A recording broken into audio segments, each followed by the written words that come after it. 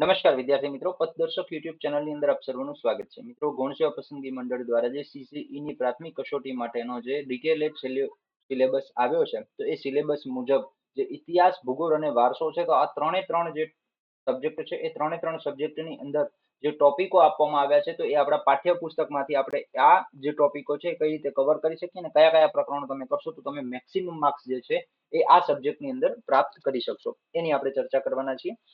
અને ડિટેલેડ જે ટોપિક છે એ આપણે પાઠ્યપુસ્તકની અંદર કયા કયા પ્રકરણો આપણે કરવાના છે એની આપણે ચર્ચા કરવાના છીએ. તો સૌથી પહેલા જો તમે ચેનલની અંદર નવા હો તો ચેનલને સબસ્ક્રાઇબ કરી દો. ઇન્સ્ટાગ્રામ આઈડીને ફોલો કરવાનું બાકી હોય તો વિડીયોના ડિસ્ક્રિપ્શન બોક્સની અંદર લિંક આપેલું છે, અથવા તો અહીંયા જે યુઝર નેમ છે આના દ્વારા પણ તમે ફોલો કરી શકો છો. આગળ વાત કરીએ તો ખાસ પાઠ્યપુસ્તકો છે, તો એમાં 2026 ની આવૃત્તિ છે અપડેટ આવી છે, એ ખાસ જોઈ લેવી. ઇતિહાસ, ભૂગોળ અને જે સામાજિક વિજ્ઞાનનું પાઠ્યપુસ્તક છે એની અંદર તમને આ અપડેટ જોવા મળશે, એટલે ખાસ જૂના પુસ્તકો ના વાંચતા, કારણ કે એની અંદર થોડું ઘણું જે અપડેટ થયું છે એ નવી આવૃત્તિમાં આવી જશે.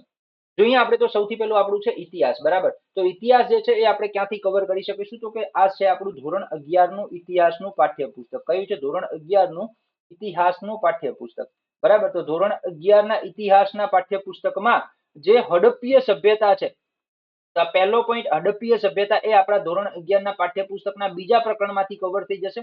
પછી વૈદિક ધર્મ અને સંસ્કૃતિ એ ત્રીજા અને ચોથા પ્રકરણમાંથી કવર થઈ જશે, ત્રીજા અને ચોથા પ્રકરણમાંથી કવર થઈ જશે, બરાબર. એના પછી છે જૈન ધર્મ અને બૌદ્ધ ધર્મ, એ પાંચમા પ્રકરણમાંથી કવર થઈ જશે. શેમાંથી જશે?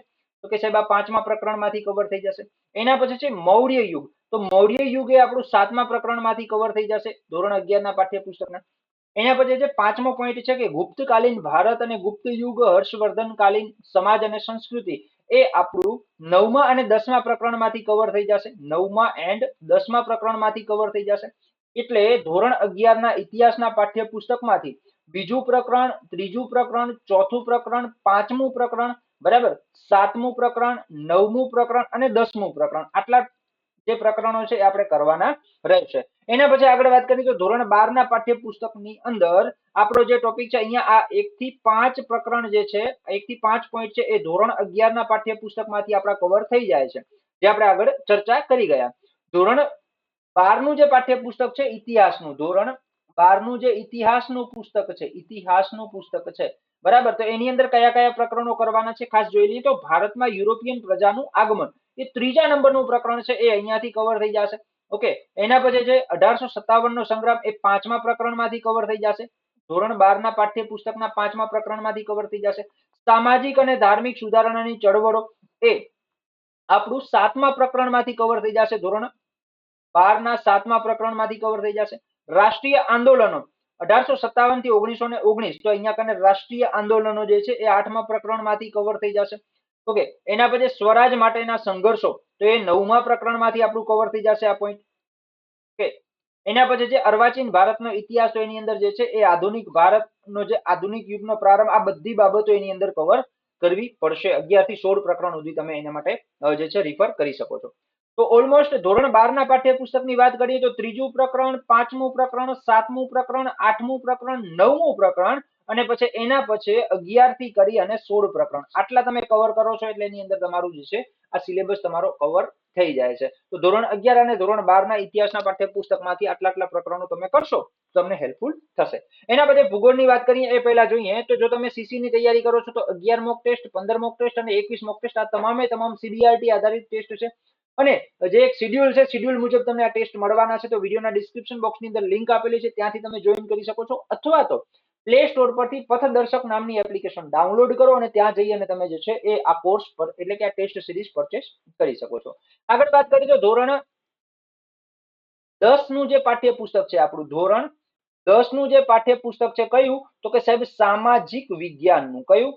સામાજિક વિજ્ઞાનનું, બરાબર. તો સામાજિક વિજ્ઞાનની અંદર તમારો જે વારસો છે, વારસો, બરાબર, તો વારસો તમારો આખો જે છે એ આની અંદરથી કવર થઈ જવાનો છે. તો વારસો આની અંદરથી કવર થઈ. સૌથી પહેલું છે ભારતનો વારસો, એ તમારું પહેલું જ પ્રકરણ છે, ભારતનો વારસો, બરાબર. એના પછી છે ભારતનો સાંસ્કૃતિક વારસો, પરંપરાઓ, હસ્ત અને લલિત કલા, શિલ્પ અને સ્થાપત્ય કલા, બરાબર. તો શિલ્પ અને સ્થાપત્ય, તો અહીંયા બીજું પ્રકરણ, ત્રીજું પ્રકરણ, બરાબર. તો બીજું અને ત્રીજું પ્રકરણ તમારું આની અંદરથી જે છે આ પોઈન્ટ તમારો બીજા અને ત્રીજા પ્રકરણમાંથી કવર થઈ જશે.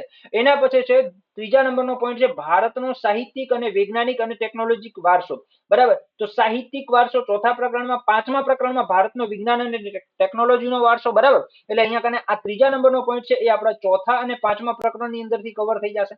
એના પછી ચોથો પોઈન્ટ છે ભારતના સાંસ્કૃતિક વારસાના સ્થળો અને આપણા વારસાનું જતન. તો એ તમારું છઠ્ઠા પ્રકરણ અને સાતમા પ્રકરણમાંથી કવર થઈ જશે, બરાબર. છઠ્ઠા અને સાતમા પ્રકરણમાંથી આ જે છે એ કવર થઈ જવાનું છે. એટલે સામાજિક વિજ્ઞાનમાં એક થી કરી અને 7 પ્રકરણ સુધીના જે પ્રકરણો છે આની અંદર તમારો જે વારસો છે આ વારસો કવર થઈ જશે, બરાબર. વારસો કવર થઈ જશે. એના પછી આગળ વાત કરીએ ભૂગોળની, તો ધોરણ 11 નું જે પાઠ્યપુસ્તક છે, ધોરણ 11 નું ભૂગોળનું જે પાઠ્યપુસ્તક છે એની અંદર તમારે કયા કયા ટોપિકો જે છે એ કરવાના છે, કયા કયા પ્રકરણો કરવાના છે એની વાત કરીએ તો સૌથી પહેલા છે પૃથ્વીનો ઉદ્ભવ અને ઉત્ક્રાંતિ તેમજ પૃથ્વીની આંતરિક સંરચના, બરાબર. તો પહેલું પ્રકરણ, બીજું પ્રકરણ અને ત્રીજું પ્રકરણ, આ 3 પ્રકરણ જે છે પહેલું, બીજું અને ત્રીજું ધોરણ 11 એની અંદરથી આ પહેલો પોઈન્ટ કવર થઈ જશે. પછી બીજો પોઈન્ટ છે ભૂકંપ અને જ્વાળામુખી. ભૂકંપ અને જ્વાળામુખી, તો ભૂકંપ અને જ્વાળામુખી એ ચોથા પ્રકરણમાંથી કવર થઈ જશે. ઓકે. એના પછી છે ભૂમિખંડો અને મહાસાગરો, તો એ પાંચમા પ્રકરણમાંથી તમારા જે છે ભૂમિખંડો અને મહાસાગરો એ કવર થઈ જશે. એના પછી છે ખડકો, ખનિજો, જમીન અને ભૂમિ સ્વરૂપો, તો એ છઠ્ઠા અને સાતમા પ્રકરણમાંથી કવર થઈ જશે. કયા પ્રકરણમાંથી? છઠ્ઠા અને સાતમા પ્રકરણમાંથી, બરાબર. એના પછી છે વાતાવરણ, તાપમાન, પવન, વાતાવરણીય ભેજ, બરાબર. તો અહીંયા વાતાવરણ, તાપમાન, પવન, વાતાવરણીય ભેજ એટલે કે 8 થી કરી અહીંયા કને કયા કયા પ્રકરણો આવશે તો કે ભાઈ પાંચમા પોઈન્ટ માટે તમારે કવર કરવા પડશે આઠમું પ્રકરણ, નવમું પ્રકરણ, 10મું પ્રકરણ અને 11મું પ્રકરણ, બરાબર. 8, 9, 10 અને 11. ઓકે. 8, 9, 10 અને 11.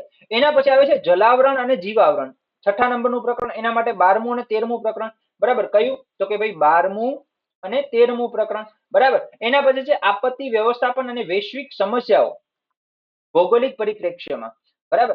તો અહીંયા કને જે તમારું 13મું પ્રકરણ છે એ એની અંદર આવી જશે. ઓકે. 13મું પ્રકરણ અહીંયા કને તમારું એની અંદર આવી જશે, બરાબર, આપત્તિ વ્યવસ્થાપનની અંદર. ઓકે. ચલો એના પછી આગળ વધીએ. 8, 9, 10 અને 11માં પોઈન્ટ માટે તમારે જો અહીંયા કને ધોરણ 11 ના કયા કયા પ્રકરણો તો કે 1 થી કરી અને 14 સુધીના બધા કરી નાખવાના છે.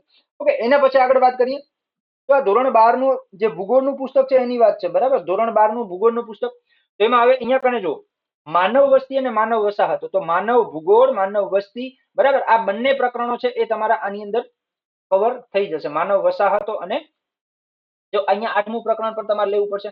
એટલે અહીંયા કહ્યું તો કે પહેલું, બીજું અને 8મું, બરાબર. આ 3 પ્રકરણો. પછી છે માનવીની પ્રાથમિક, દ્વિતીય, તૃતીય, ચતુર્થ અને પંચમ પ્રવૃત્તિઓ, એટલે અહીંયા ત્રીજું અને ચોથું પ્રકરણ તમારે કરવાનું રહેશે. ત્રીજું અને ચોથું પ્રકરણ તમારે કરવાનું રહેશે, બરાબર. એના પછી છે પરિવહન, દૂરસંચાર અને વ્યાપાર, તો પરિવહન, બરાબર, પરિવહન, દૂરસંચાર અને વ્યાપાર એટલે 5, 6 અને 7 અહીંયાથી તમારે કરવાના રહેશે. 5, 6 અને 7 અહીંયાથી કરવાના રહેશે. અને કુદરતી સંસાધનો એ તમારું અહીંયા આવી જશે 9મા પ્રકરણમાં, બરાબર. એટલે કુદરતી સંસાધનો તમે 9મા પ્રકરણમાંથી કરી શકશો. એટલે ધોરણ 12 ના કયા કયા પ્રકરણો તો કે 1 થી કરી અને 9 સુધીના જે તમામે તમામ પ્રકરણો છે એ તમારે કરવાના રહેશે. તો મિત્રો આ માહિતી હતી તમારા સુધી શેર કરી. જો તમને યોગ્ય લાગ્યો હોય, ઉપયોગી લાગ્યો હોય તો તમારા મિત્રોને અવશ્ય શેર કરજો અને આવી જ અવનવી માહિતી માટે જોડાયેલા રહો આપણી YouTube ચેનલ પથદર્શક સાથે. જય હિન્દ એન્ડ જય ભારત.